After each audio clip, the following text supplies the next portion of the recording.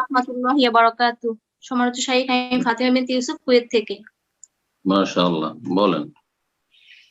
ওয়ালাইকুম শাইখ, আসসালাম আমার ওয়া এক রাহমাতুল্লাহি নিকট ওয়া বারাকাতুহু। আত্মীয় অনেক বছর যাবত সন্তান না হওয়ার ফলে একটি সন্তান পালক নেন। তখন পালক সন্তানের বিধান তাদের জানা ছিল না। এখন জানতে হুম, পেরে তারা খুব আফসোস করতেছেন এবং এই সন্তানটি তাদের নামে তাদের পরিচয় বড় হচ্ছে।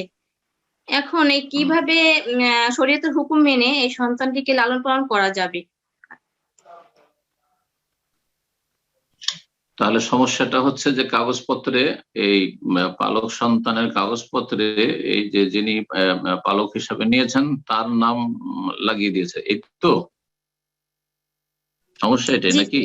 জি জি জি। যে আল্লাহ রাব্বুল আলামিন সূরা আহজাব বলেছেন উদউহুম লিআবাইহিম, পালক সন্তানদেরকে তাদের আসল বাবার সাথে সম্পৃক্ত করে ডাকো। অমুকের ছেলে অমুক, হুয়া আকসাতু ইনদাল্লাহ, সেটি হচ্ছে আল্লাহর কাছে অধিক ন্যায়সঙ্গত কথা এবং সত্য কথা সেটি। জি।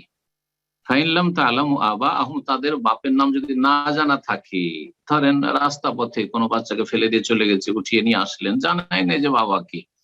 ফাইনলাম তাআলামু আবাআহুম, তাদের বাপের পরিচয় যদি না জানা থাকে, ফাইখওয়ানুকুম ফিদ্দীন, তাহলে তোমাদের দ্বীনি ভাই, তারা ধর্মীয় তোমাদের দিনের ক্ষেত্রে ভাই, সুতরাং আমাদের ভাই বলো, আফুন আমাদের ভাই বলো। কিন্তু অমুকের ছেলে অমুক অন্য নামের সাথে, অন্য ব্যক্তির সাথে, যে ব্যক্তি লালন পালন করছে তার সাথে সম্পৃক্ত বা অন্য কারোর সাথে সম্পৃক্ত করো না, নাজায়েজ। রাসূলুল্লাহ সাল্লাল্লাহু আলাইহি ওয়াসাল্লাম ইসলামের পূর্বে যায়েদ বিন হারেসা রাদিয়াল্লাহু তাআলা আনহুকে পালক সন্তান হিসাবে নিয়েছিলেন। এজন্য মক্কার লোকেরা এই যায়েদ বিন হারেসাকে হারেসা নামে ডাকতো না, যায়েদ বিন মুহাম্মদ বলে খ্যাতি লাভ করেছিলেন এই যায়েদ বিন সাবিত, যায়েদ বিন হারেসা, যায়েদ বিন মুহাম্মদ বলা হইতো।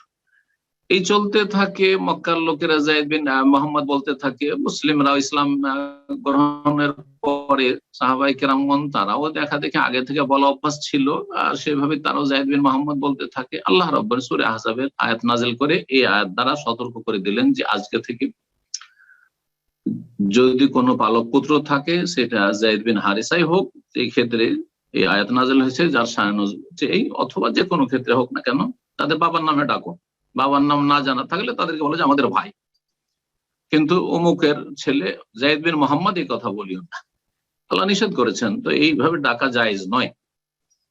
এখন ওই ছেলেটিকে ওর এই যে যার নাম কাগজে কলমে হয়ে গেছে, সেটা যদি সংশোধন করা সম্ভব হয় তো অবশ্যই অ্যাফিডেভিট করে সংশোধন করে নেবে।